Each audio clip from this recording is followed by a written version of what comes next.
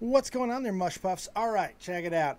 Have to do a cold open because of the new OBS type stuff, but I wanted to tell you about all the amazing things we're going to do today. I got Ryan from CrimsonStudios here today. We're going to be talking about H3H3, the internet's most hated man of the moment, and a whole bunch more. So get ready, strap it in, strap it on. It's time for Dead on Dave Live. Let's go!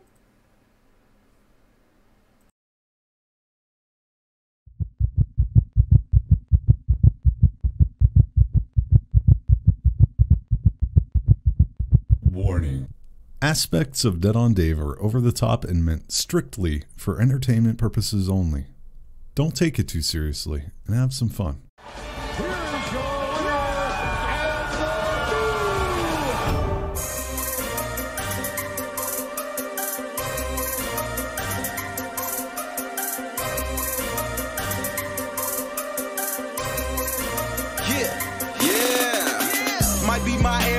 But ain't nobody stopping me. That's how I go when you pay for them shows and you study that pimp biology. What's going on, everyone? Welcome back to the channel. It is Monday. What is it? September 24th, 2018. I am Dead on Dave. This is Dead on Dave Live. And being Monday, we got a brand new co-host, someone that you know, coming back on a brand new day. He is from CrimsonStudios. He is my buddy, my pal, the one, the only, the very LA-ish Ryan CrimsonStudios. What's up, buddy? Things are going, things are going. I'm very, as I said a minute ago, very twinkish looking today. So I'm perfect for the city that I'm in. But right. Things are going good. Things are going great. Well, that's good. It's been a while, man. It's been a while since you've been on the channel. Of course, I took my 3-month YouTube mandated vacation. Fuck you again. YouTube. Wait, they mandate that? I didn't get that notice at all. Yeah, it's funny. It's called a strike. No, they did you a favor. They didn't strike you down like they struck me down. Believe me, I live in fear of that happening every day. Left and right, I swear to God, I see people like getting terminated now or striked or some crazy shit. I'm just praying to Susan every evening. I set up candles. I have a little photo of her that I put up on the mantle, and I just pray the shit out of that stuff. You have to. Thank you, Dauntless, for the sub. I appreciate it. I do appreciate it. So, yeah, what have you been up to the last, 4 months, man? How's everything been going in La La Land? Oh, God. It's actually really been crazy. I mean, I was going to stream with you, I believe, last week, and then over the weekend I had been planning a video with Papa Timmy and my friend Doplex at the time, and I had some crazy... I hate when, colds sneak up on you, and you just instantly lose your voice within, 12 hours, the next day it was gone. It was just utter crap. But so currently, right now, I've just got set up in my new office space here in LA with my partner Eric, and we are starting some YouTube biz stuff, and I'm working on moving right now, so that's a hell and a bitch. Oh yeah. So it's just I don't know, just sorting out life stuff and trying to get in some revenue as well as keep doing new things on YouTube. I'm working on a lot more in-depth video essay stuff. So I hope that's more interesting than the previous short form commentaries I had been doing, where I just go in and surface level comment on shit going on. So you can't worry about it too much, man. As Leon Lush once famously said, "Just make some cool shit. Just make some cool shit. That's it." Honestly, I look up to that man. He's got the right mentality. I think we overthink. Everyone overthinks YouTube too much. Yeah, I think they do. I always like all the people making H3 videos right now. Yeah, which we're going to get into in just moments. I always like to say about Leon Lush, and this will be the last time I put his dick in my mouth for a while, is if he had a terrible acid accident and was laid up and gained 60 pounds, it's basically me. It's essentially, we're the same fucking guy. I've got Gizmo somewhere around. Gizmo can kick the fuck out of his little monkey's ass. I know that. And it's going to happen one day. Nigel. He's fucking coming for you. He's got your number. He's not watching. I gotta ask you though. Does Leon's dick taste good? It's you know what? Strawberries. Ironically, yes, it tastes like. I was not expecting it. I thought it had to taste like some sort of mannish meat, not to double pun, not intended, but still works. Like ham or some sort of really exotic type of goat. But strawberries. I was not really expecting it. I realize consistently every time I've been on your show, I've consistently made myself gayer. And it's Tobes. It's Tobes' presence. It's It Tobes'. wears off. Yes. I mean, I don't know. I guess I'll just embrace it. Yeah. Embrace the gay. There you go. But yeah, it does bother me afterwards a few times where I get off and I'm like, wow, that didn't, whatever. You just gotta roll with it now. I was too gay on this episode. I'm waiting for the gay fan fictions. They're coming. They're coming, and then so other people will as well. All right, what say you we get into the soup du jour, the old topic Odie Day, shall we? Let's do it. All right, so where are we going? We know that Ethan, H3H3 Productions, is just every video in the commentary community seems to be aimed at either him or, as you and your friends very, very well put the other day, Leafy. Leafy thing, maybe we'll tackle that another day. I'll give my thoughts on that, which I can never understand what the obsession will be with that. But Ethan's a little bit easier to figure out in some ways. Some of it is self-inflicted. Some of it, I think, is completely overblown. But take us through the story and tell us what you think. Well, I mean, we were talking previous to the show beginning. We were talking about how, like, about a year ago, there was a similar phase amongst the YouTube commentary community or community in general about talking about H3 and things that were going on with him at the time. And as of recent, I watched a lot of videos, all of which have the very same talking points. And that's fine. That's fine. I get that it's a bandwagon and everything. Yeah. But in my own personal view, I would like to look at the H3 situation from a broader spectrum, as even as broad as the YouTube platform itself, and how the YouTube platform is run, and how decisions are made on the platform. Sounds like we're about to get deep. Take me there, Daddy. I would like to think so. So I mean, like, there a lot of people cite like he hadn't uploaded in a while. So one of the points was, like, fans they noticed that he hasn't uploaded on the main channel, but he's uploading the podcasts. Right. And they're just like, well, if you can do a podcast, then you can make a fucking video. Just fucking do it. Like, make us a video. That's why we subbed. We don't like your podcast stuff necessarily. So where are the videos? And then on top of that, when he did upload a video, he uploaded the commercial for that game, and which amongst being like bad timing with all that other shit. Yeah. And I understand, like, his point. A lot of people I never made the point that Ethan said, like, oh, this game had been in development for a year and we owed it to them. So from a business aspect, if they were a part of this, they're a part of this project. From a business standpoint, they do have a business obligation to share the project when it is finished, almost no matter when it is finished. I don't know if they should have planned prior to that to maybe do, like, one video to not make it seem so shitty. That maybe would have been a smart decision to do.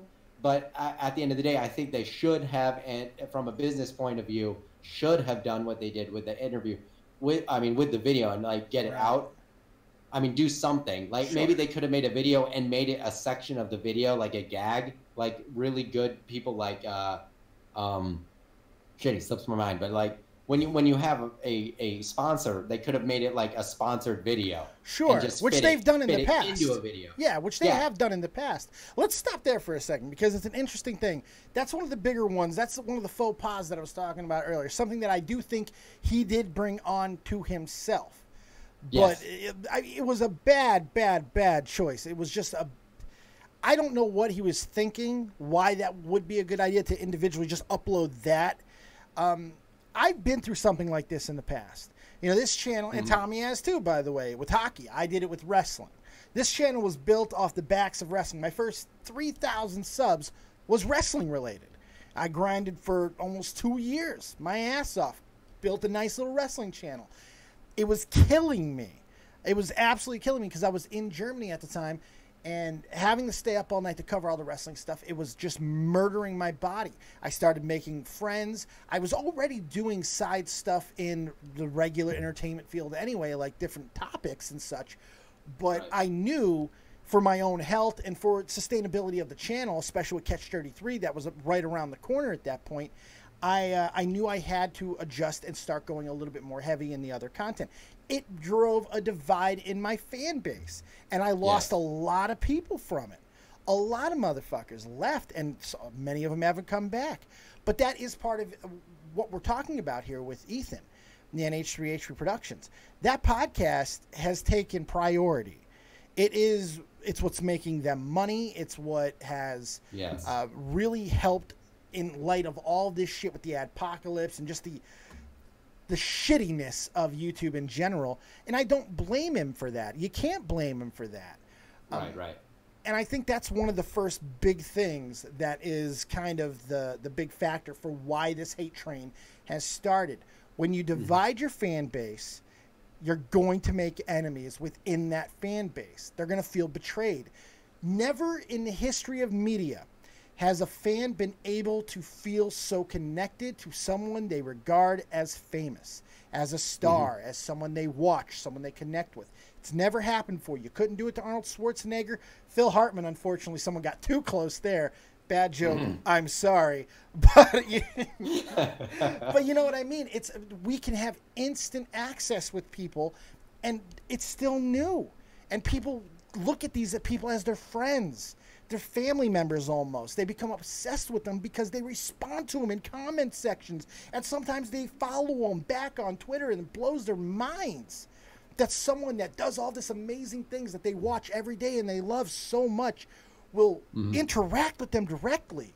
It's a new type of feeling that's never existed before.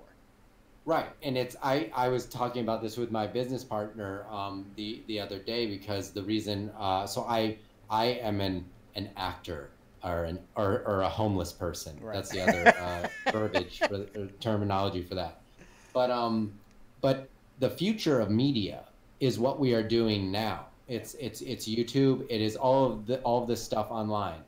It's this connection, and it's what makes it unique, and why more people like or enjoy it over standard television and stuff like that, is because they feel a part of something more than just they're watching the TV show. Right. It's accessible. They're not a part. They feel like they're part of it's all community. That's what it is. Yeah, it's accessible. There's accessibility here that we've never had in any. I mean, the closest thing is probably going to a concert, where you can be sweat on by Steven Tyler if you so desire. You know, it's just like, but other than that, it's hard. Even then, there's only so much interaction, and it's certainly never personal like it can be on here. And then, like, I think there's an issue too. Fans, if you're just a fan and you are not a creator per se, right, you may not understand the side of the creator's point of view and how they have to view what they do, especially if they're doing it full time, like H3 is. Yeah, and that's why I don't really fault them at all, like you said, for doing the podcast, because that is where the money is. It is, and it's like they need to make money. They probably, like, if their standard videos were getting demonetized constantly, which I could imagine happening, they're not making money there. So it's like, it's on one way of thinking about it is like, they can do this podcast. I don't know how much prep time. I'm sure they put prep time into it and things like that. It may not take quite as much effort per se as a video. That's irrelevant to me. Yeah. Well, yeah, right. But my point is, they're doing the podcast. They're making tons of money. Like, fucking Elder Scrolls sponsors them. Movies sponsor them. Right. All these things sponsor them. They're making bank. They're making, and they live in LA, by the way, not the cheapest city, as I've learned. They're making money there. So why spend like 12 hours or however many hours it takes to then make a video that you may not be super happy about making anyways? You may not have enjoyed the process. They may not be enjoying making videos like they used to. Let's just pretend like that's what the case is, because they mentioned depression or whatever. And on a dead platform, by the way. Yes. A platform that's not paying out to the top creators the way it once did. Yes. That's important too. And it does matter. That's the biggest aspect, I think. Yeah.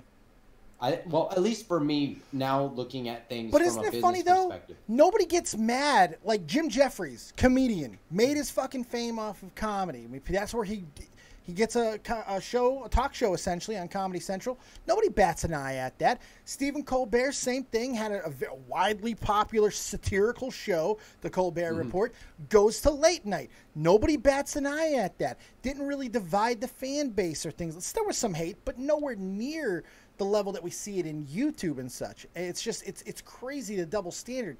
You have a better idea of this because of you're in a regular form of media as well, so you have that crossover.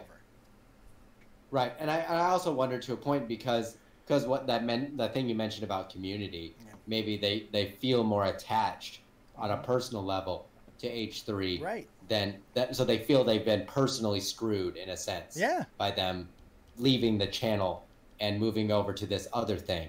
Yeah. Which in a sense could have, like, they do like a podcast that is live in a lot of ways you would think would be more interactive with your base in a sense. But I guess, I mean, people just didn't dig it. They just didn't dig the vibe of the show. Yeah, they don't look at chats. You know, it's not like this type of show. We do a live show. It's not that interactive. They have a radio style, very formatted type show that is directly with them and their guests, which is what it's supposed to be. Which leads me to my next reason why I think people go off on Ethan and not as much Hilo, but H3H3 Productions as a whole. He's not very good at what he does, and I don't mean that as a big knife into his gut or anything. I've never been a fan. I didn't like his videos. They just didn't speak to me. I don't know. I just was not my style of comedy. When I see him on these podcasts, he's rarely fully prepared. He's not a great speaker. He has no pacing when he's doing interviews. That's been a major criticism in the video, which I think is fair. Would be off. No, I think it's totally a fair criticism. He does say things off of his mind, I guess, in the moment that are about serious things. Like every single one of these videos brings up the Catholic Church comment he made about them being like pedophiles or something. Which I don't care about those. I don't care about the I didn't give a shit about that. The sound bites don't matter to me. Sound bites are part of radio. You're always going to say something that's going to get hit.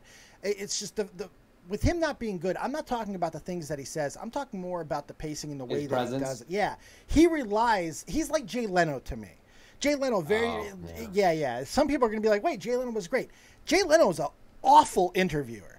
He always has been. Very great comedian. But the thing about Jay Leno when he had the Tonight Show and why it was so good for so many years is the ability to get guests. And that's what H3 has been able to do. He's been able to get incredible guests. I agree with that. But look no further where the problem is than Bill Burr.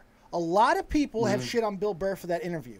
Bill Burr is a guy who has his own podcast. He does radio shows almost every day of the week. He is used to a certain level of professionalism that I think, in my opinion, when he went on H3H3's podcast, it got exposed that he does not have that. And Bill Burr was pissed the fuck off. And he got petty. There's no question Bill Burr got petty with Ethan. But I mean, I get it. You should have almost expected that to happen. I understand it, though. I totally understand it. He's used to a level of professionalism, and it was not there.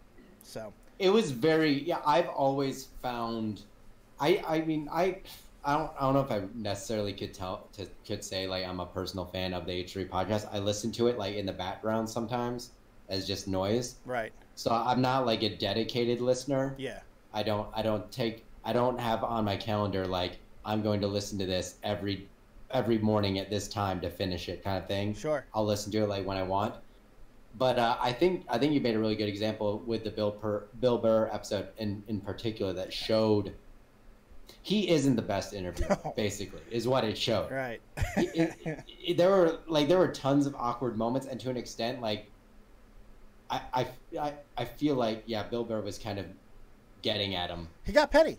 He got angry. He got petty, and he was like, I think in Bill Burr's head, who's a no nonsense guy.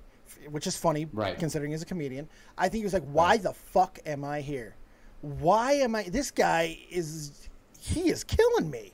You know, this is absolutely... It's a slog. Nobody wants to be a part of a fucking slog, slow, no-pace thing. But you know what? That's just my personal opinion.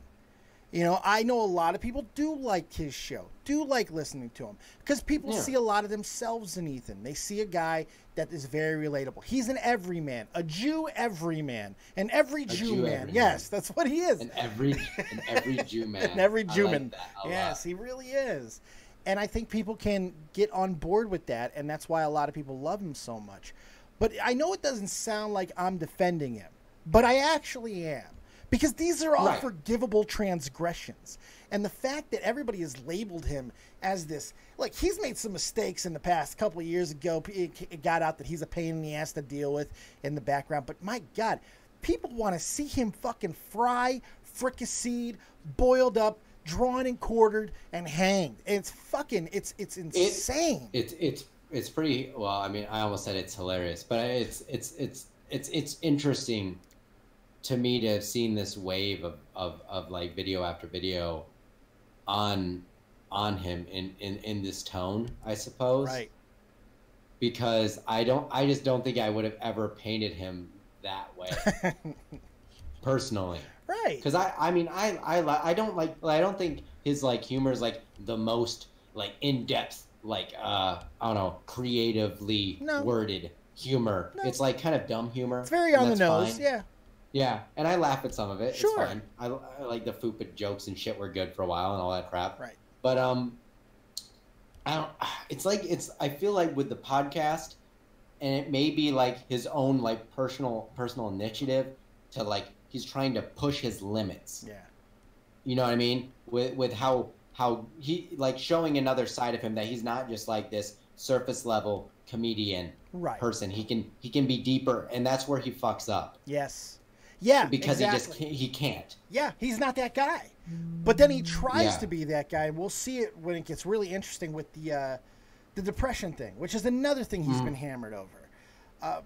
I can't look. Well, I think he's been hammered over it because it's not like the first time he's said it. Yeah, I understand that, but I'm not going to hammer it over. I'm not in his heart. I don't know if he has depression. I know I get annoyed when a lot of people use that as their excuse, the demotivation thing, which I've talked about before. I hate when people go to that excuse, like every 4 or 5 videos. Fuck, I'm demotivated as shit. Look. Yeah, well, I've had my channel taken away. Just look from at your me. Twitter threads. Right. Yeah, everyone. It feels like everybody's ready to jump off of the bridge. Look, I'm in the middle of so much shit, a separation. I haven't seen my daughter in fucking months. I'm having to live in both places.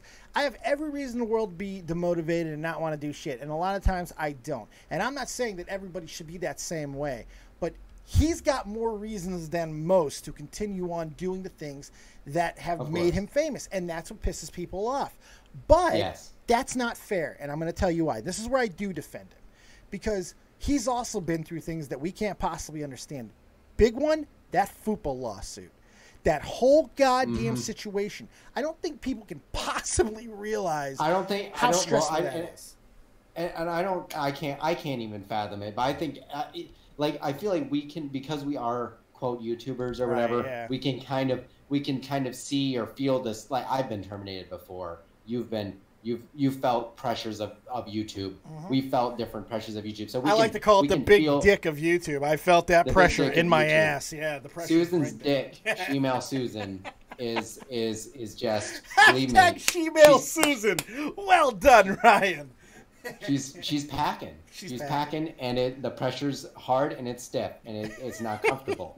But I think fans, when they look at YouTubers, they don't have, like I said earlier, they just don't have the same perspective. And like, I can't imagine what, and the lawsuit was like a year or more in time span, and people just don't think about it that way, because they think about it whenever they made a video about it. Right. So they're like, oh, it's happening this week. Blah, blah, blah. Yeah. So it's a week long.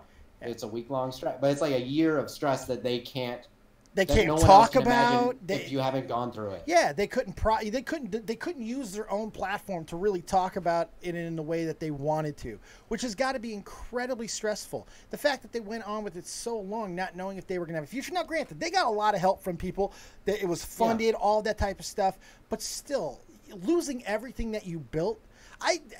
To try and protect my channel, I had to lose 5 months of content. Some of the best shit I've ever done, all fucking gone. I can't even imagine the threat of losing everything and having a financial situation that was predicated and connected to that. I wouldn't even be able to deal with that. That would be fucking amazingly stressful. And they've also gone through some personal things recently. Like, I think Hila's father passed away recently, which is sure a stress on both of them to an extent, you know, and things like that. And you know, maybe the depression part could be very simple. It could be simply just the content isn't making them feel the same way it used to make them feel. And maybe that's financially motivated. Maybe that's financially motivated too. Exactly. Because when they come back and they're able to do their content again and no limitations on them and all that type of shit, YouTube has changed. YouTube has changed. Yeah. The whole landscape is different. The big dick, as Leaping Lizard just said, Susan Wojcicki, well fucking done. That's my bargain basement Dolan Dark right there, by the way. That's fire. That's my guy. That's my dude. Now all of that has taken place, and they just see that there's... And they did that video. They did that video about a year ago where they said, you know, all this stuff has happened. The lawsuit had just ended. YouTube had changed, and they knew that they weren't going to be able to continue a financial windfall. They needed it. So what to be a truly great YouTuber, you have to be able to evolve. Right. And PewDiePie's been able to evolve, I don't want to say for monetization really, but like for fan base stuff. Like he's been able to stay relevant by evolving his content over time. People have grown with him over the last decade, And with H3 to stay monetary, they had to evolve the way they were doing things because the money just wasn't there. Right. And you can make, I'm telling you, Keem said it the other day in a tweet, and he just doesn't like H3 at all. No, he's been gunning for him for years, He has his own biases, but he did make a true statement. It's about money is going, no matter what, even if it's not the only factor, it is a huge factor in why they are doing what they are doing on the platform, the way they're doing it. Yeah. And anybody that can't understand that, just shut up. Yeah. Because it's I don't know about you. If you don't live with your parents anymore, you kind of need money to, live and buy things. Money is important for, surviving, yes. And I think, fans especially people that don't do YouTube have this unrealistic expectation of how much money people make. Oh my God! Yeah, holy and how God. And the wide variety of and ranges their CPMs can be, and all those things are different for everyone. You want to take a guess what I made off of ad revenue on YouTube last month? I don't know, $100. $14. Less than 14. That's exactly my point. $14. And people will look at me and they're like, "Oh man, you got 5,000 subs. You must be making like quite a bit a month or whatever." No. I'm like, "Fuck no, Jesus." I've never I wish. I've never made any qualms or hidden fucking truths about the fact that this is a fan-funded endeavor. It always has been. It always will be. The most I've ever made off of YouTube, even at the height of Catch 33 and everything, was $375. And guess what? I've done better on Twitch. I've had better months on Twitch where people can do this. And I know you can do that on YouTube now, but I'm not going over there. I'm sticking with what I got. And that's okay. I'm not complaining about that. This is part of my livelihood because all I get is my fucking retiree check. But again, that's not the point of this. But this is my hobby that I've turned into something that helps pay the bills as well.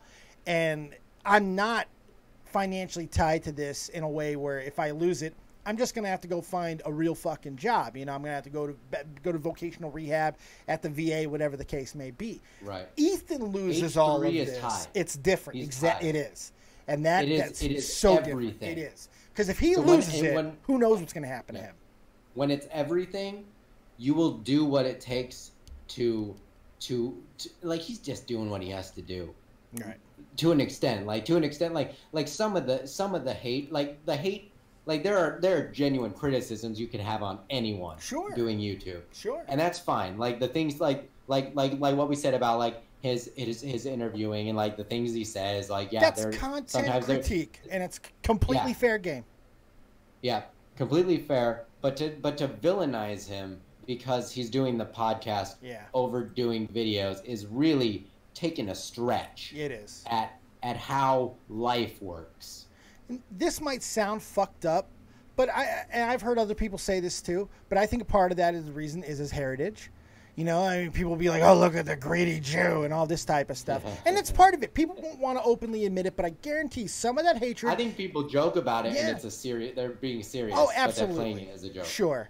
Sure. I can believe that. I can believe that. I can see, and that's just part of the whole, it's part of the culture. It's part of the heritage.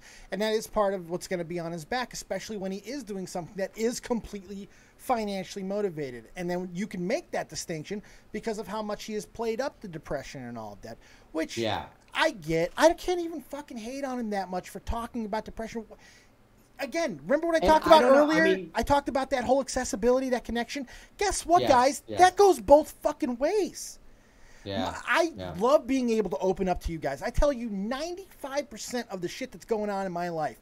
You have no idea how much I love each and every one of you in the chat, how much I appreciate. I read every one of your goddamn comments. I fucking loved having that. And I feel, just like you guys feel you can talk to me, people hit me up in the DMs, I feel like I can open up to you. Now, there have been stories that I have told that have alienated people, that have pissed people off, that have driven people away, because guess what? That connection is not finite. It's not as fucking big, as deep as it. It can be very fickle. Absolutely, it can. And that there's a saying, fans are fickle, and it's very true. I like fans are assholes better personally, but you know. Well, I mean, we're all assholes, aren't we? Aren't we all just assholes? Trying to be the best on today, the best of you can be today, or whatever. Exactly.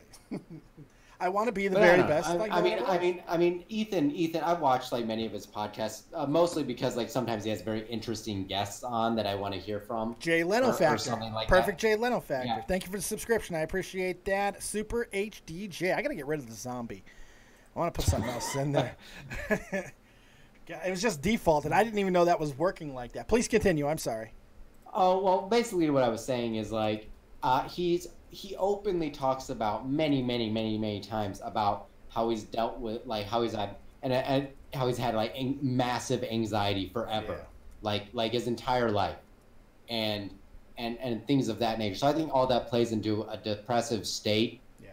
Maybe, but I don't know. I don't want to get into the depression stuff too much because there's just too much speculation and not enough. Like you'd have to like physically be him to know what it's like. Right, we're not in his heart. We're not in his head. Exactly. Yeah. We're not his neurons. So it's like, no matter what we say, I'm not a psychologist. None of you. I don't think any of you commentators who made a video on him are psychologists. But they can have feelings on, as far as maybe he shouldn't be so open about it. But again, I don't know if that's really worth judging either. But that's up to him if he wants to be that open. But see, but that's the thing about being fair, though, right? Because if we make that comment, it's up to him. Well, that means it's also on him to deal with the repercussions or the backlash of it. Now, I think that's true up into a case that we're seeing right now. This Indiana Jones sized fucking ball of death that is now just rolling down this hill to where he's being vilified by everyone. Keemstar, I get. He hates his guts. He always has. I get that. Some of the other people, I don't know if they're being hypocritical because they're just chasing a paycheck because they know that putting Ethan in the title is good. Look, even myself, I knew this was a bomb-ass fucking thumbnail, and we've got about 15 to 20% more people than we typically do since I've returned. You know, I get that. And I was telling you previous to going on here, I was like, I didn't want to make a video on it, but I wanted to bitch about it for an hour. There you go. And I'm perfect for that. I am the perfect tool for that. Tool being the operative word. So, but I don't know. I look at it like this. So let's like back up and like open our lenses as wide as they go and look at YouTube as a whole, as the company that it is for like just 1 second.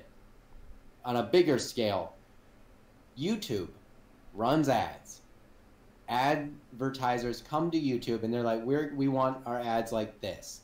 And I don't know if any of you have ever looked at like how companies can like place ads, but you can be very specific in like all these very things.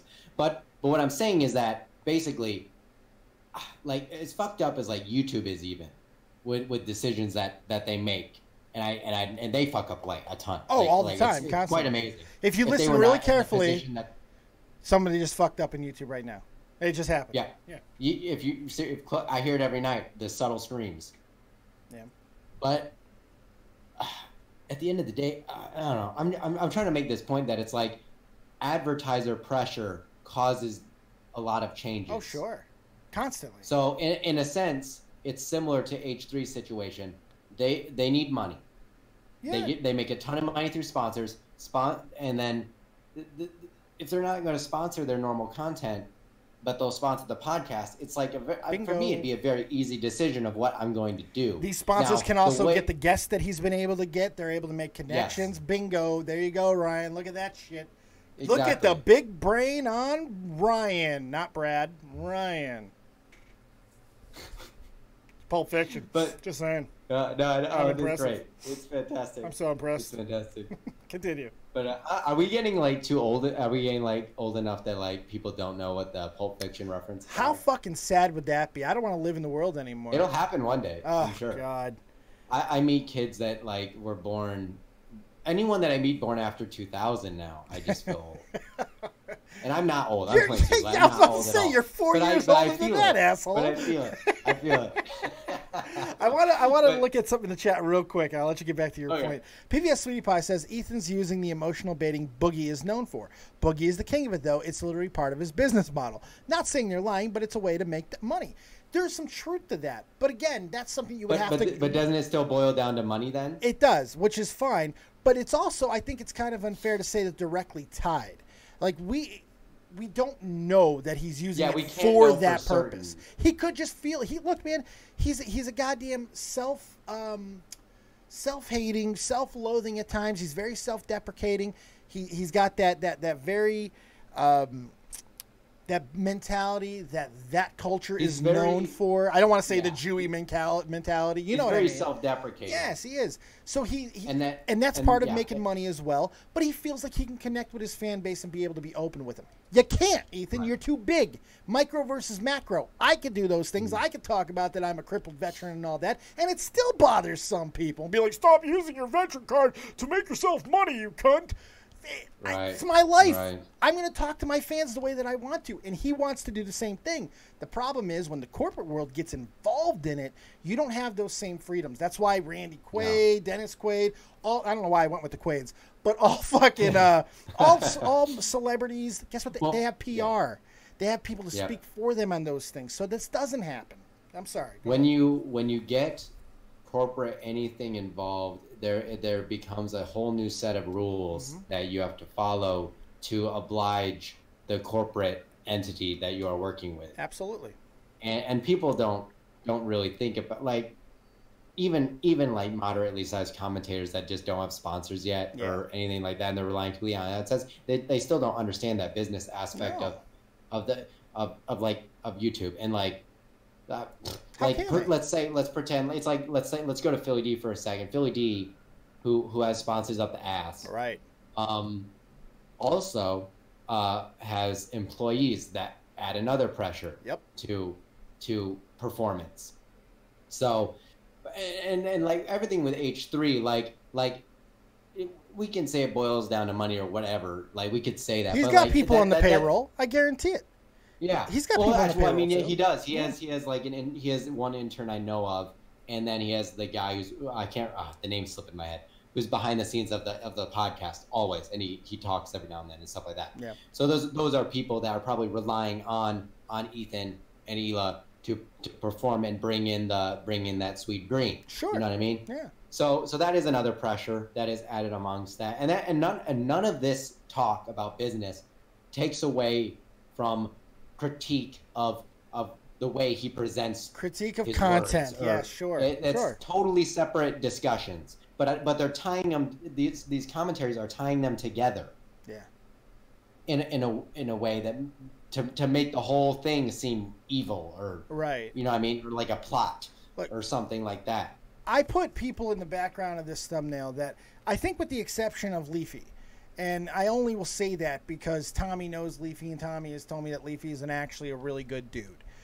But everybody else in the background, they have proven themselves in one way or another, whether it's manipulation of children, whether it's not giving a fuck about human life, whether it's the ability to lie on fucking command to destroy thy enemies, or if it's just sheer insanity that affects everyone around them. These are bad fucking individuals for the most part.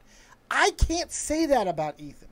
Like, I know he's been a dick to people in private and stuff like that, but my God, I can't go there with that. He seems like a pretty fucking decent guy for the most part. In this vilifying, the fact that we're putting him in this category that it only seems to be trying to just wipe him off the mat, it's maddening and it's unfair. It's unfair as fuck, man. I think it's gotten to that point. And no, I agree with that. And it makes me wonder. And really, the commentary community just makes me wonder so many things. But it makes me wonder how much of the things that is said in the community, like all the videos, how much is said is genuinely felt by that person. Like how many of the things that they say about like the criticisms do they really feel are true versus what they know the audience wants to hear from them. Yeah. Does that make sense? It does, absolutely. Backlash Lays in chat says, don't you think Ethan showing a single tweet from last year is the only evidence of that game's been in development for as long as it has a bit? Look. Well, I'm sorry, but I mean, like, games aren't developed overnight. Right. I don't know how long it was. Like, I'm not saying that he definitely fucked up by dropping that like that. Like, it did not. Look, he like, when he was doing it, I can't, maybe he didn't and he didn't think about it at all. Right, or he didn't think it'd be a big deal because he knows the game development world a little bit better than we do, and sometimes it can be a very lengthy process. Sometimes it's not. Sometimes it's not. But I'm sorry, but even if I was Ethan, I would have thought, like, right before I'm about to upload this and it's on, like, unlisted or whatever, maybe people aren't going to like that I have an ad, and that's the only thing that's been up in 3 months. Yeah, I would have thought that. It's I can't defend that. There's no defense to that. I'm not trying to, but it's not. But we also don't know. It's not evidence enough to fucking vilify him as a bad person. It just means he got a bad judgment. We don't know if he was contracted to do that. True. True. Or any of those things. Good point. Very good point. I'm just speaking from a business aspect. No, that's a good point. It could have been in his agreement that he had to promote it right when it was released. And it had to be on his channel. It had to be on the platform that he made famous. And I could very much believe that being the case. And if the game has indeed been in development for a year, that means that deal that they made was from a year ago when his channel was way more prominent. You know, so maybe he was uploading. Let's think about this for a second, because we may have just pulled a really good thread here. Good job, Ryan. Because let's think about this for a second. Because what if he put this off for a year for this reason? Because he knew, not having anything on the channel for as long as he did, he really had no good time to be able to upload this, if it is indeed contractual. This is speculation, but it makes a lot of sense. Considering the way the time frame adds up, it could make sense. This is pure speculation. But let's say that this is the case. Does this change the narrative? If he put it off for a year, as long as he could, until he was contractually obligated to make this video. It's like, fuck, I know this is going to fuck me up a little bit, but the channel's basically dead anyway. It's kind of stagnant. It's in purgatory, whatever. Now might be the best time to go ahead and put it up there, fulfill my contractual obligation. We don't know the status of what it's going to do going forward anyway, and maybe that's the reason and the rationale for him doing it. Does it 100% clear him of any wrongdoing? No, of course not. But it's certainly fucking understandable if that is indeed the case. Yeah, it could have been like one of those decisions where it's like the lesser of two evils, like what's going to hurt worse kind of thing. And it's like at the time, I don't really know where, if it, let's hypothetically say that it was in development for like a whole year, like a year ago that it started.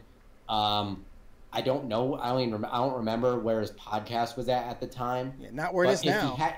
If he had the option, let's pretend he had the option here to promote it. It would have been much better for him in the eyes of everyone if he did it. If he had promoted it during his ad segment of the podcast, right?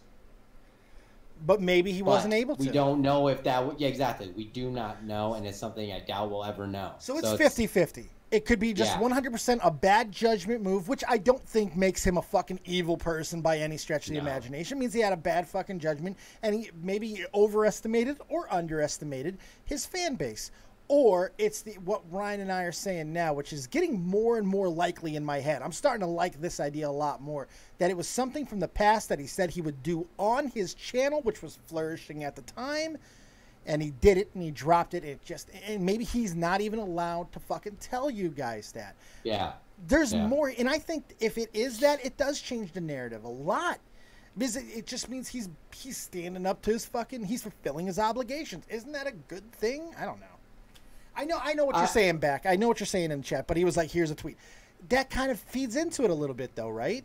This is like, it's like kind of check the block. Why didn't he get more in depth? Maybe it's another thing where he didn't want to. Maybe he thought less information was a better way of going about it. I can't defend that. Look, it's a weak fucking thing to do, no question. But I get you. Right, I agree.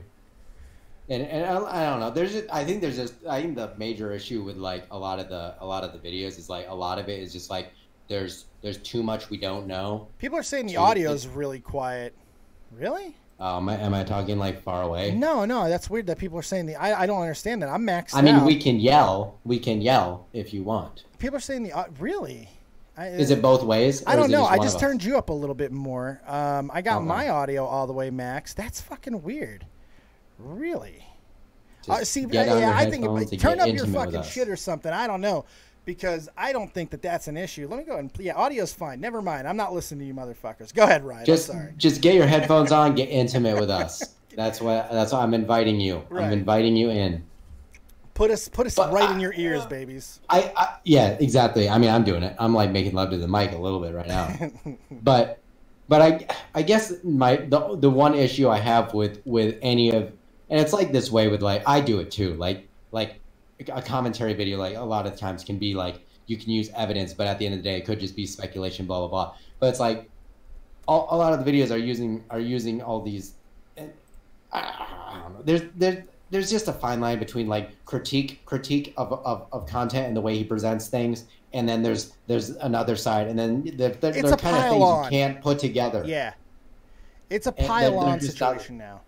Yeah, and it's like you may not understand you may not have the full story. So at the end of the day, it's like your argument may be just based on how you feel about it, based on what we know, right. And he can't share with us or doesn't share with us. And I think there's a lot of jealousy involved as well. I got to be honest. Of course. And I don't want to say that. You're right. I mean, look, the one really unique thing about YouTube, and we talked about it earlier with the accessibility. The fact is, everybody feels that they have equal opportunity to be as big of a star as anybody on YouTube. That's simply not true, and it never has been. The cream does tend to rise to the top, and it has in the past, but it certainly is more hard now. We have an oversaturated platform that is simply trying to cut out what you do. It is a very, very hard thing to be able to grow at any big fucking rate, unless you have connections, unless you have, or just incredible ability. We could do a whole show on that, Dave. Right. But there's so many people that will see this and be like, well, Ethan's not very, look, I'm angry over Ethan's success at times. I look at that podcast and I'm just like, this is fucking insane that he's rich. Like, right, I don't get it. No, but it's not for me. I don't hate him for it, but I certainly don't understand the popularity of what he does, because I don't think he's very good at it. And think about it this way, like sponsors, right. I don't think always necessarily always look at like how I don't think like if I'm an executive at whoever's like about to sponsor somebody, and my job is to find people to put ads on for the podcast and like reach out to them and stuff. I don't know if I'm quite looking at the way the show is done and how good I feel the show is, as much as I'm looking at how many people are watching, how long are they watching, right? All this stuff. Those are the things that are important to them. Yep. The analytics, yeah. It's a whole nother different mindset that you got to be in to think about it. Like the people with the money that do the sponsorship stuff, and they don't care, I guess, about how you may feel about something, right. as long as you're hearing what they're trying to sell you. Are you gonna buy my fucking hamburger? Good. Shut the fuck up. You know, yeah. Yeah. I mean, to them, it's about their bottom line, and stuff like that. And can this guy be a vehicle to sell our shit? Yes. That's and it. they may exactly. That's like it. That's like it's simple and complex. That's at the same business, time. kids. That's fucking business. Yep. Ollie's playing in the chat says, Dave, don't you think that that's the exposed nature of YouTube? People think you have to demolish channels to rise. In this community, that's true. But there are many communities that don't even really interact with each other. Unfortunately, we are seeing more commentary communities that are building up within established communities. I covered a story about this, I want to say 8 months ago, where I was kind of letting people know that an ASMR guy by the name of JoJo, who used to be quite the famous fucking YouTube commentary guy, Sino, has started making commentary content on ASMR channels. And he's still doing it. Now he's actually gone, his secondary channel, just called JoJo, I believe, is just basically a commentary channel. You know, so we're seeing this rise within communities where we're exactly seeing that very thing that was just said in the chat, that they are trying to kill each other within it. And that's part of it too, because you'll competition. Yeah, because you'll see it be successful in the commentary community, but you're not necessarily a commentary community guy. You're a you're an animation person, but you know that maybe if you point out somebody else's discrepancies in their animation, that maybe their fan base may come over to you, and the video that you make on them is going to draw more viewership to yours so they can watch your animation. You're not doing anything wrong, right? You're just simply pointing out that you're better. There's nothing wrong with that inherently, right? Kind of is. Makes you a dick a little bit. But they don't see it. They don't justify it. I had a discussion about this with Bunty not too long ago. My brown mush puff. Oh, I'd like to fuck that guy. I'm just kidding. He's a lovely, lovely man. I will give him that. I love me some Bunty. But it's just the very nature of wanting to grow, and how people react to negative things stronger than positive things. So if you can like find something wrong with something, people will have a more emotional reaction to that. And I don't know. It's about playing on people's emotions, drama, kind of. Oh, sure. You know what I mean? There's part of that. I mean, there always is. But no, anyway, you're right. Whatever you're saying, that's I don't know. Whatever you just rambled about, Dave, you're 100% fucking right.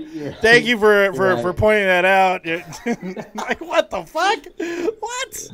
I'm a walking joke. I swear to God. I was trying to add something like an element to it, but it's really like it's all of us just fighting. Like you said, like the platform's a lot more dense and saturated, and it's harder to get where you want to be. So you're seeing what worked in other formats, and you're going to try to appropriate it to your own community. It's just a game. Yep. Everyone's just trying to play the game, be better than someone else at the game. That's all it is. You don't have to destroy each other to do it. There's certainly that. But look, even in communities... No, but people see that, and they see it works, and they're like, that's what I have to do. And so many people are doing it now, they feel like it's the only way to do it. It also goes into this whole reality of online relationships as a whole. A lot of people not seeing the relationship that they have as like real world. You hear it all the time. People say, well, my real life friends or my real friend. You know, people will make that distinction quite often. It's hard to trust people in these platforms. I mean, it's hard to know that someone's not going to fuck you or they're not just social climbing. You know what I mean? Yeah. I told you right before we went on. It's like how like your Twitter friends. Like how do you do you really know them? Because I DM you on Twitter. Like, do I really know Dave? Yeah, right. Do I really know who Dave is? Are we really friends, or am I just seeing what Dave wants me to see, kind of thing? Right. So I can get you on my show. I understand that. Like, look, I tell people this too. I'm so much nicer online than I am I'm not like an straight up a-hole in real life, but I'm not as filtered as I would be online. I'm much more filtered. This is your business. This is your business aspect, and you got to play that game a little bit. I get it. I get that. Yeah. I don't think there's necessarily something inherently bad about that. You got to fucking put on a little bit of faith. You can't just be an asshole to everybody all the time. You just can't. It doesn't work. You want to have relationships? You want to make money doing this? Well, you can't burn every fucking bridge as you're walking across it. You know, you just can't. I want to say something about somebody in chat. Mystic just said there's a huge difference between critiquing someone's animation, which in my opinion that's what they were doing, than saying somebody is, look at me, I'm better. There's really not much of a difference there. Because I mean, if you're critiquing someone, you're almost without saying it, saying you're better, maybe. Right, just by making the critique. Why are you making the critique? Because you feel you're superior to that. And I just picked the animation. Look, I'm not saying anyone specific in the animation community. I just picked. I don't know if there's drama going on in the animation community. I just picked the community because I didn't want to use ASMR again. But a lot of that bleeds into each other just by making those type of videos. Yeah, I'm sure there are examples of people who have made videos that is simply 100% with no other subtext or context about themselves, that is just about somebody's content. But that is few and far between. Humans simply don't fucking work that way very often. We're not programmed it. We are programmed to make things about ourselves. Our own survival is so important, whether it's in the real world or the digital world. If you feel that you're tied to it, you're going to fight for it. You're going to do things, even if it's small and you don't think it's a big deal. Speaking about that, I always am wary of people that always seem to be about everybody else and not themselves, because I feel like it's a front. Right. Because secretly, we're all looking out for ourselves, especially doing this stuff. Yep. We're always looking out for ourselves first, even if we're saying we're not. Right. There's always, like, I feel like that underneath, like, I'm doing this because I know it'll help me later on doing this if I'm like this kind of thing. And I'm not saying that's bad per se. It depends what you do with it. But that's how it is. It's kind of funny when I think about that comment even more. It's interesting to think about, because let's say that somebody is just making a video on somebody else's content, and it's not about themselves, right? Somehow it's not about, even though it's on their own channel, and putting the other person's name in the title is going to directly affect their viewership. Let's just say, let's try to like alter that reality. That's not the case for a second. What the fuck else are you trying to say? You know, because if you're just saying, well, this person's shit for this, and their content is shit for this, and this reason, and you don't have anything to gain from it, well, then you're just being a little bit of an asshole, aren't you? I kind of like that there'd be some sort of reason for you to do it, other than, because that's what a sociopath does. You know? That's sociopathy. You know, that's sociopathic shit. I mean, nobody's making a video on H3 solely because they're hurt that H3 has done these things. Like they know that they're going to get some goods out of it, right? He wounds me. He has wounded me with all of his transgressions. I don't want anything from it. Stabbeth me in the heart there, Ethan Klein. Weep for me, healer.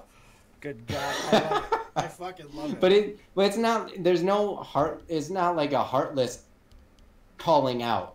You know what I mean? I don't think there's a such thing. If you make it public, it's not. Right. Like you want something out of it. Like which is okay. Which is okay. No, I don't. I'm not saying it's a bad thing. Oh no, I'm saying for the people, not you. For instance, my cousin bitches about her life on Facebook and writes these book posts about how bad her life is, and like how she like has all these health things going on all the time. When I know she's posting this publicly because she wants sympathy. Right. You know what I mean? So it's not like she may feel those things, but it's like she wants people to feel bad for her. So it's still selfish. Right. So it's like, it's just the way it is. I'm not saying it's a bad thing per se. Super HTJ says, what if you think you need to speak up on someone like Onision has a ton of haters?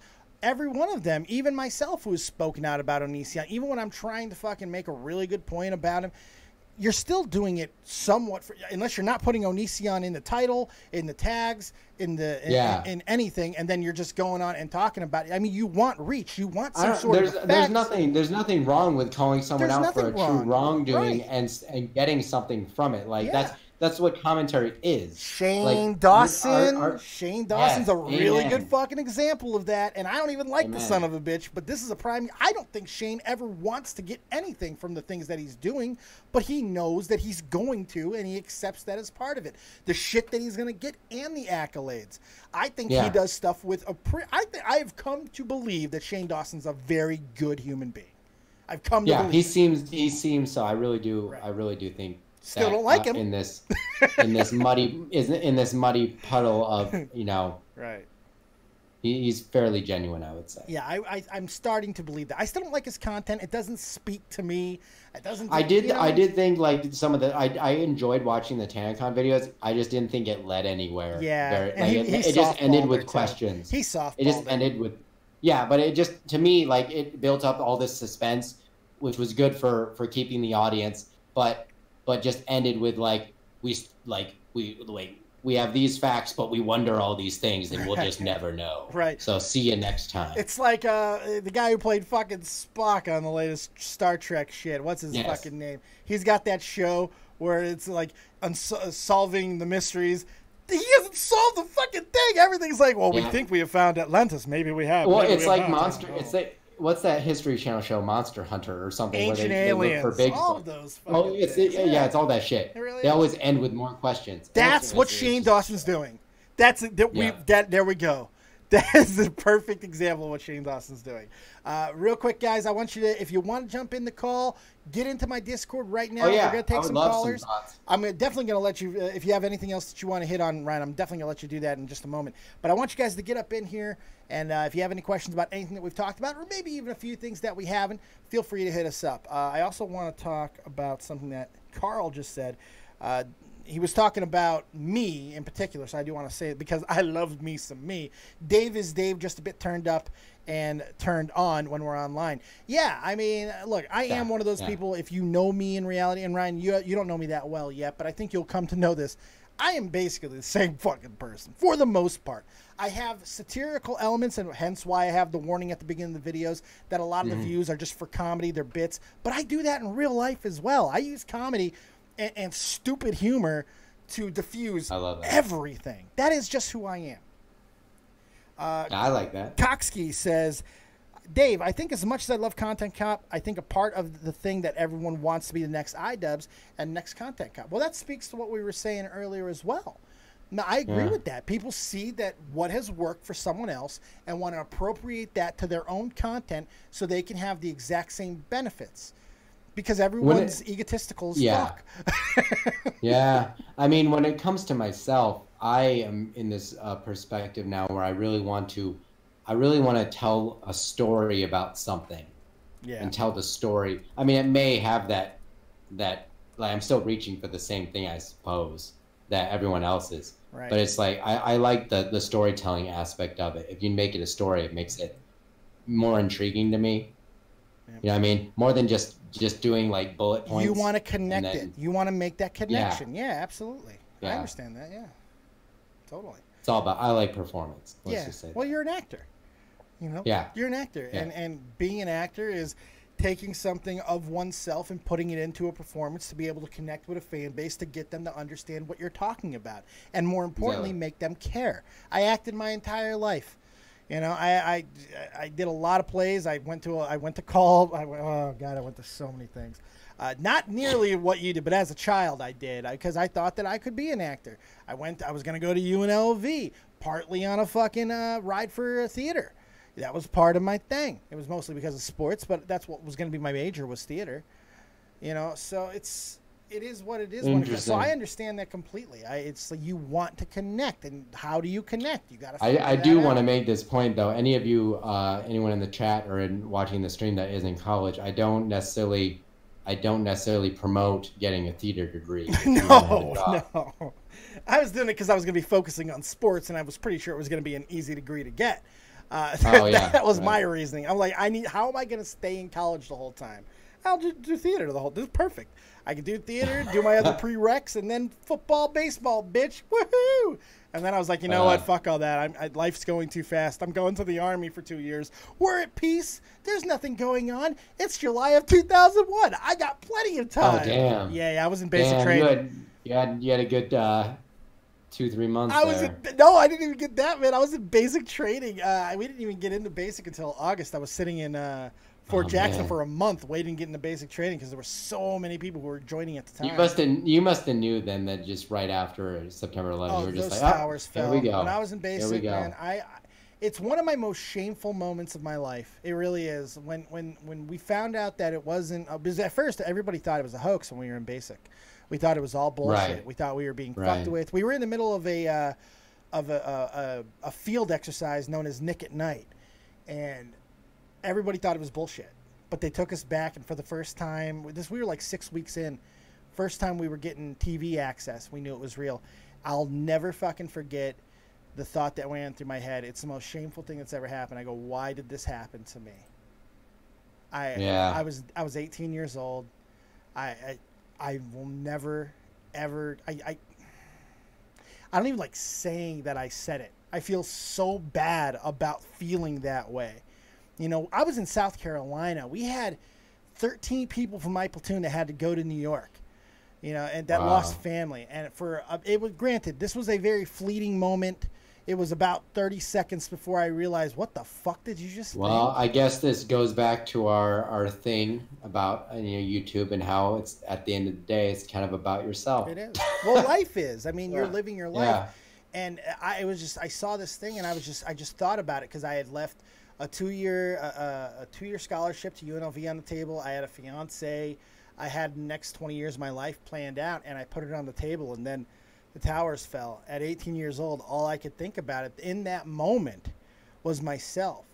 And granted, it was only 30 seconds, and then I was like, Jesus fucking Christ. I came to my senses, and I saw people crying next to me, and they lost a brother, or they were worried about their brother, and they had to get to the phone. You know, it's... It's a shameful moment, but at the same time, I think it's understandable.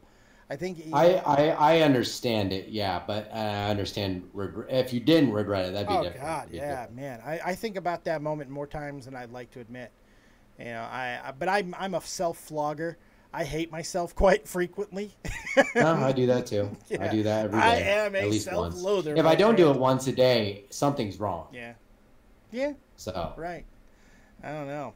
All right, so we're not getting any callers. That's completely fine. If you guys don't want to call in, that's cool too. I don't mind. I was going to have you guys, if you wanted to support the channel tonight, I was going to do some beer chugs for you. And that's still on the table for as long as we're still talking. If we get $10 to the channel, I'll do some beer chugs for you. If not, don't worry about it. Tweet out the stream. Let everybody know that we've done this amazing, I think, really damn good show tonight. Share. I thought we had some groundbreaking thought. Yeah, right. We broke some molds. We kicked in some doors. I felt pretty good. I got it out of my system, so that's good. I needed to talk about it. You don't have to waste I talked about it for an hour or so last night, but like I needed to talk about it publicly. Now you don't have to waste a slot on your own channel. Yeah, I mean I don't know. It'd just be jumping on a thing that I don't need to say and add anything to really. Yeah. Is there any more points that you haven't hit on that you would like to touch on? No, I mean I think I covered it. Because I basically just wanted to look at it from more of a business aspect that maybe because a lot of people were looking at it from like a content perspective. Yeah. I think, and like a presentation aspect, and like the things he said that were like that were off kilter. And I was like, well, there's more to there's more to this story, and there's more on his mental pressure that people aren't talking about per se. Absolutely. So I think we got to that. I think you did a really good job of highlighting that. I do. Let me ask you a question. This is what I like to do. Before Coxkey asks, are you as much of a self-loather as Assburger? No, nobody is. Holy fuck, my Lord. Jesus Christ. But let me ask you this question. As now looking at it, since you looked at it from the business aspect of it, being a YouTuber and being through your own ups and downs on the platform, your own opportunities that have either, come to fruition or has fallen through. When you see somebody in the position that Ethan's in, and you see the things that have come his way, both from his own, from his own doings or for perceived wrongdoings, how does it make you feel thinking about your future on the platform? Do you have any reservations of it yourself? And how do you think you react to it? Well, me and my business partner had this very conversation about, because we're just starting this business stuff out and doing I'm doing YouTube full time technically, right? And we're not big, all right? Like we could cumulatively have 15,000 subs, so more than me, brother. We're not, well, yeah, but I mean we're not pulling in a lot of stuff, so we're starting from scratch and we're trying to develop all these base lines of income that we can do that are outside of just uploading a video and then hoping some fucking ads get on there and praying to Susan and her dick or whatever. Please put your dick inside of us, Susan. Yes. We're begging you. Do you need me to fucking slit a goat's throat? Tell me what you need. So because of that, and because that is what I am doing now, and that is my primary focus, is to figure out a way to make income so I don't have to work at Starbucks ever again and stuff like that is oh, that was a fart. Sorry, guys. Oh, damn. You heard that? Yeah, I never heard it. I heard it. Not good. I don't smell it. Thank Christ for that. Please continue. I'm very sorry. I had to acknowledge it. What I'm saying, bad. But looking at it from my perspective, with the opportunities that have come his way, with all of the people he's been able to talk to, and right now I'm looking at it without the way he's presented himself and the things he's said. I'm just looking at the opportunity and stuff like that only, not the way he does things from a presentation standpoint. If I were him and I was in that business thing and I'm looking at where the money is coming from and I'm looking at he had to have known that just starting the podcast would have created some sort of fissure in his base.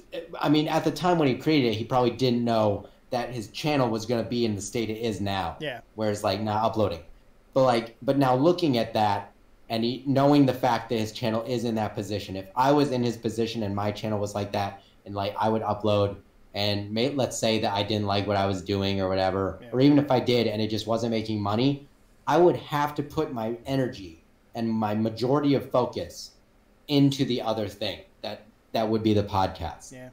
I would have to do that. Sure. To live. Yeah. Because it's like doing YouTube for fun is awesome. Sure. And you need to have that fun aspect to do it, I think. But you need to live. And if you're doing it full time, you gotta take the lesser of two evils. Yeah. And do what is reasonable. Sometimes you will compromise. You have to. Yeah, and having the opportunities that I've had opportunities that that have been offered to me that I've done and have fallen apart, and I'm doing this right now. That's a huge opportunity, and a gamble at the same time, and I'm still doing it. So I can't really say how it'll play out. Right. But if I was in this situation and I would react, I really don't know. I don't know if I would respond. Yeah. To the stuff, which because he doesn't a lot. He stopped. And it's because he's in this position of the business aspect that I don't know he could explain well to people that don't understand it. Right. What would be the point? If they don't get it already, I don't know if I could explain it to my audience and be like, I have to do these things because of this. Yeah. Blah, blah, blah, blah, blah. And minus the Catholic Church comments and all that stuff. Which is stupid, and he deserves to take shit for those type of things. Exactly. But you know what's the interesting? Other things, oh, I'm sorry. Go ahead. No. It's interesting as well. People who are in positions of weakness, people who are not at the top, they can take more chances by going and responding to as much of the hate as they want. It doesn't really matter. Right. When you're at the top... But the way he responds could affect his business. Absolutely. So when you're at the top, when you are already established and you have those business obligations that we've already talked about, you are much more hindered in the ability to be able to talk to people in responding to those type of hatreds. Whether if you want to or not, maybe he simply doesn't want to, and that's fine too. But there's that aspect of you don't need to talk down to the people that are fucking trying to take you down to where they are. And you're to an extent, dealing from a position of strength. Yeah. And to an extent, talking down could maybe only make it worse. Absolutely. And fuel more fire. So it's like, I think he just wants it to burn out. Right. Because eventually it will. Absolutely.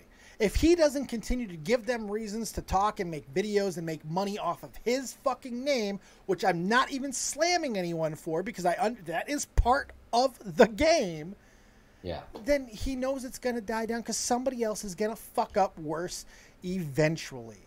And he just has to, at this point, not allow it to affect his so bad mentally. And he basically did that. Like, he had a show a few days ago, and he just didn't. Right. He just did his show. That's it. Yeah. There you go. So, I think we've hit about everything that we possibly can on the subject. I think so. I'm pretty happy. I think so. I can't believe we did that long on it, man. We only hit one subject, man. That's pretty fucking good. Whew, man, let me tell you, when I need to, I can talk out of my ass all day. Well, you'll be back next Monday, correct? Correct. All right. I will probably be incredibly hungover. I'm going to a party. I have not really had the ability to have a lot of fun over the past 3-4 months. I'm not gonna poor mouth myself or fucking bad mouth my situation or anything like that. But it hasn't exactly been a fucking parade for me. I have a weekend this coming up. I'm going to Massachusetts, hang out with the Soul Crushing Radio guys. And from what I've been told, as this guy, Super Nuts, one of the cast members, he does this party once a year. Yeah, I know, which tells you almost everything you need to know right there. It's almost a medical health issue, Super Nuts. But he does this party. Nuts? I don't know. They're just super. They don't have to be big to be super. Remember, great things come in small packages, my friend. Look at, I was going to come up with a name, but I got nothing. He does this party once a year, and it's an absolute rager of all fucking ragers. And I'm so excited about it. I can't even tell you. And I know life's going to fuck me because that's what it does. I got a sleep study on Wednesday. I'm in some of the worst pain that I've been in years.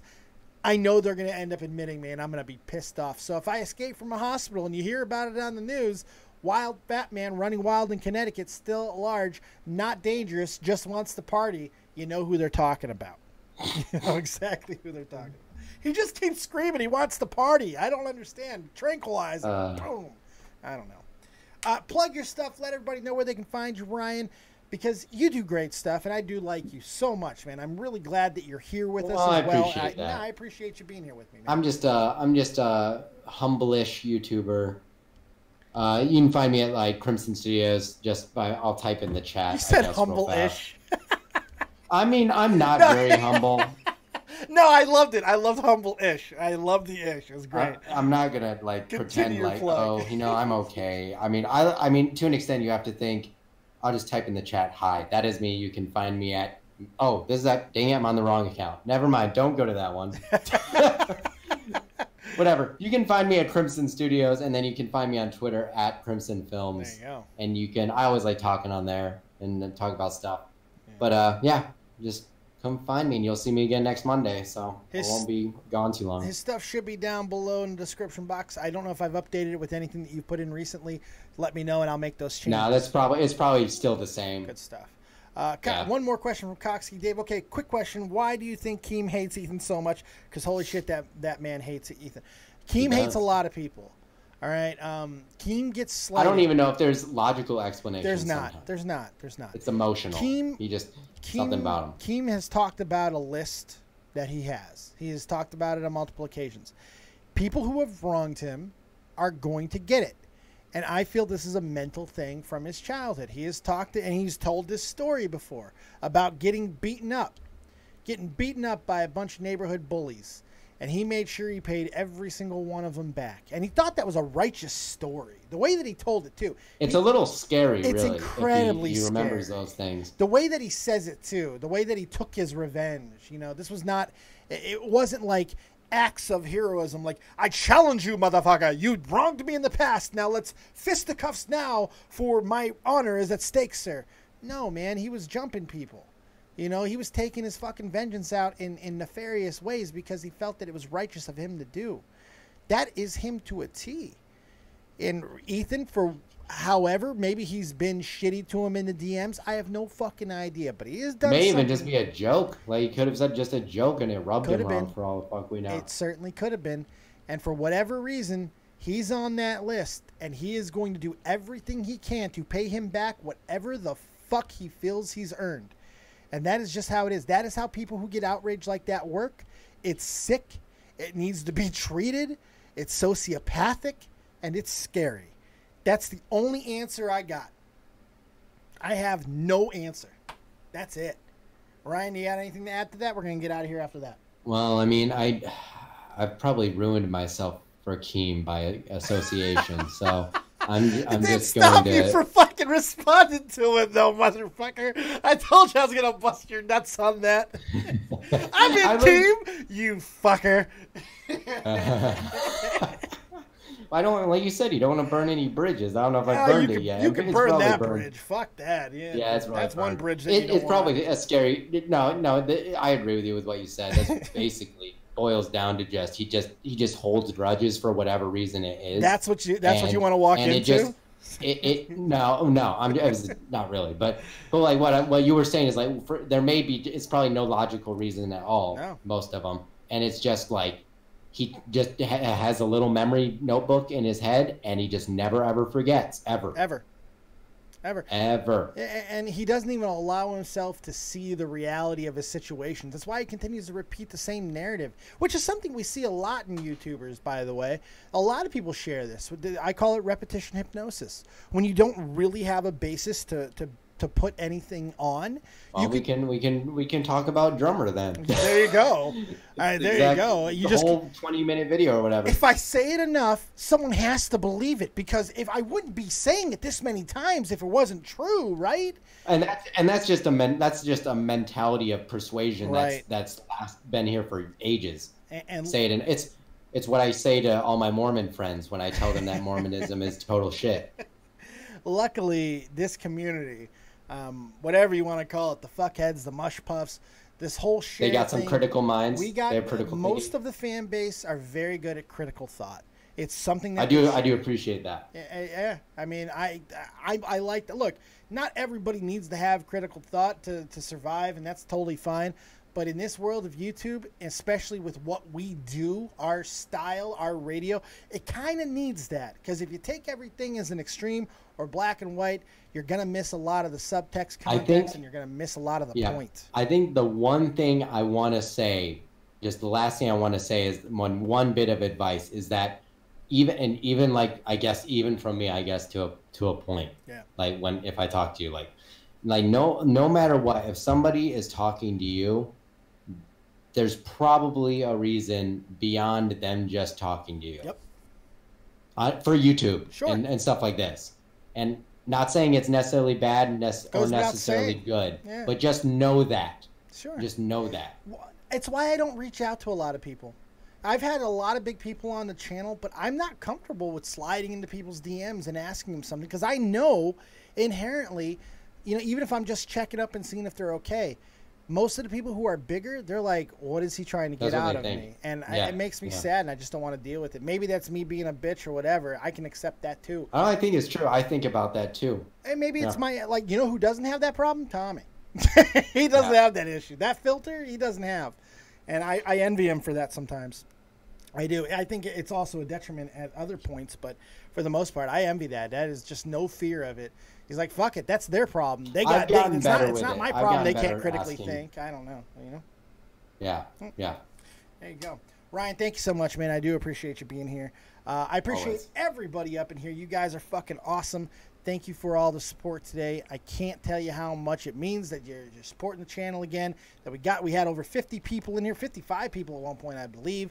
Channel's getting back on its feet. Thank you for your continued support. Make sure you continue to watch what I'm doing on Twitch. Rest of the week is going to go as followed. Tomorrow, Faye will be here. Nothing on Wednesday because I'm doing a sleep study, so I'll be overnight in West Haven at the VA. Thursday, Assburger, flip a coin. Maybe he'll be here. Not a fucking clue.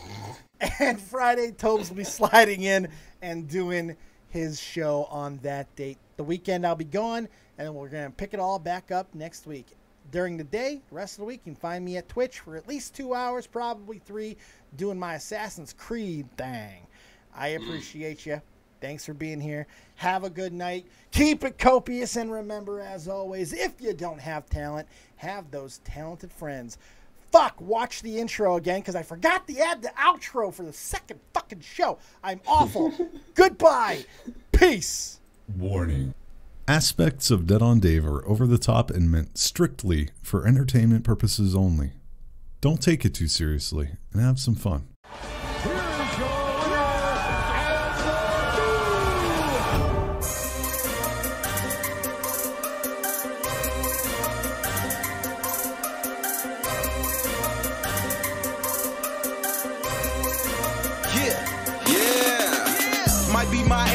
But ain't nobody stopping me. That's how I go when you pay for them shows and you study that pimp by